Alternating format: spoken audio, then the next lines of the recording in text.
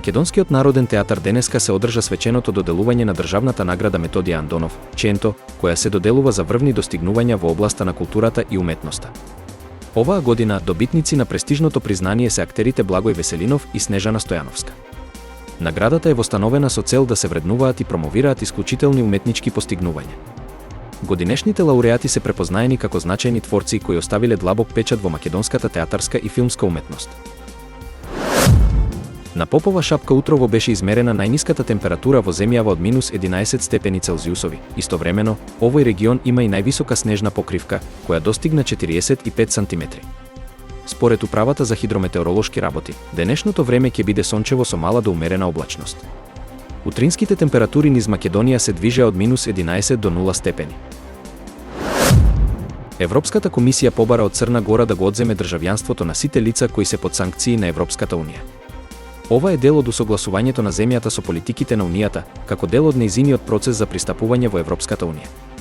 Во изјавата на комисијата се нагласува дека земјите кандидатки мора целосно да се придржуваат кон заедничката надворешна и безбедносна политика на Европската унија, што вклучува почитување на санкциите против одредени поединци и ентитети. Израелската армија соопшти дека нејзините трупи стигнале на 25 километри од градот Кан Јунис, вториот најголем град во појасот Газа. Според израелските извори, тековните борби се одвиваат во околината на градот, а целта на воената операција е елиминирање на инфраструктурата на Хамас. Кан Јунис, кој е едно од главните упоришта на Хамас во јужниот дел на Газа, е цел на израелските операции. Израелската армија тврди дека нивните напори се насочени кон уништување на тунелите и складиштата за оружје кои ги користат милитантите.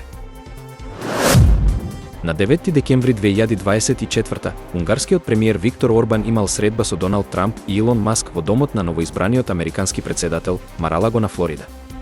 Средбата се одржа во контекст на Орбановите долгорочни поддршки за Трамп и неговите ставови за мирот во Украина.